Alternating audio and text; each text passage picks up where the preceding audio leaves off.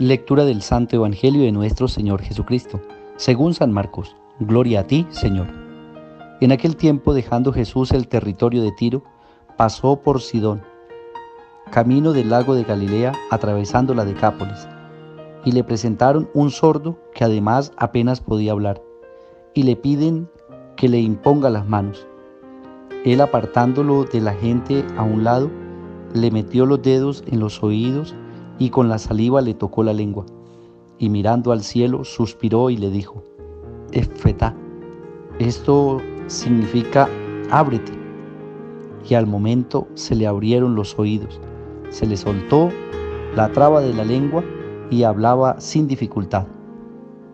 Él les mandó que no lo dijeren a nadie, pero cuanto más se lo mandaba, con más insistencia lo proclamaban ellos. Y en el colmo del asombro decían: todo lo ha hecho bien, hace oír a los sordos y hablar a los mudos.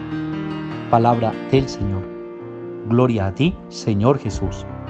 Queridos hermanos y hermanas, bendición especial. Un día nuevo que el Señor nos regala, un día nuevo que el Señor nos permite ver el clarear del nuevo día, poder respirar, poder caminar, poder sentir y también compartir con las personas que amamos, que tenemos a nuestro lado. Una bendición por todo lo que el Señor nos ha dado, por todo lo que el Señor nos ofrece en la creación.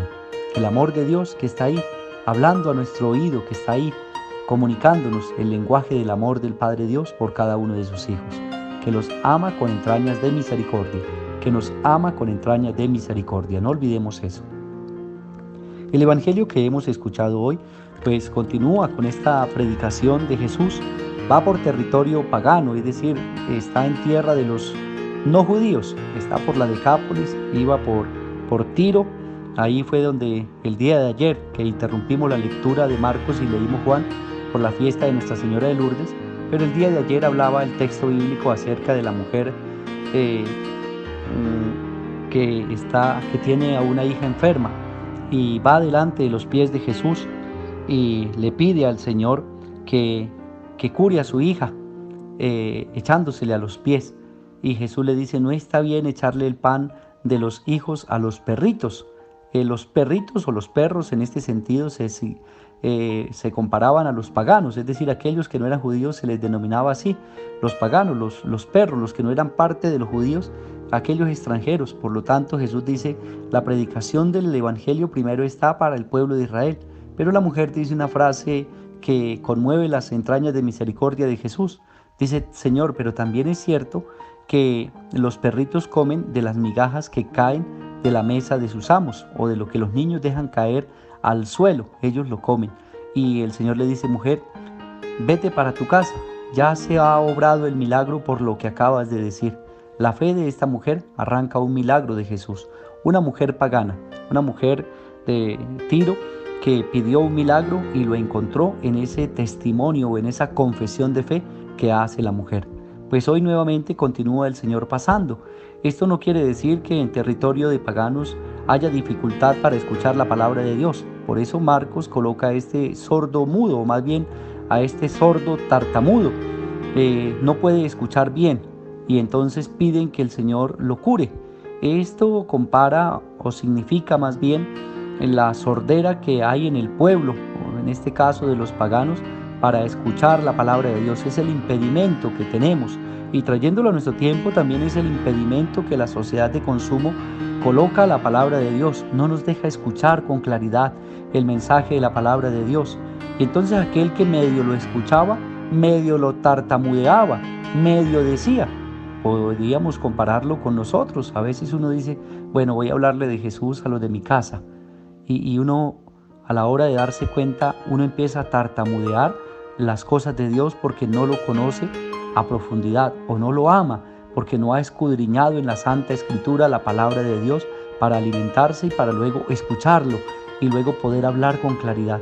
Pero una vez que este hombre tiene el encuentro con Jesús, que cuando le piden que lo sane, pues Jesús introduce los dedos en el oído y eleva su mirada al cielo pidiendo al Padre Dios que se abra el entendimiento, de este hombre, de este pueblo pagano, si así lo queremos ver, de esta sociedad que está imbuida en tantos ruidos y está alejada y apartada de Dios. El Señor irrumpe y con saliva, es decir, toca la lengua de aquel hombre y lo cura.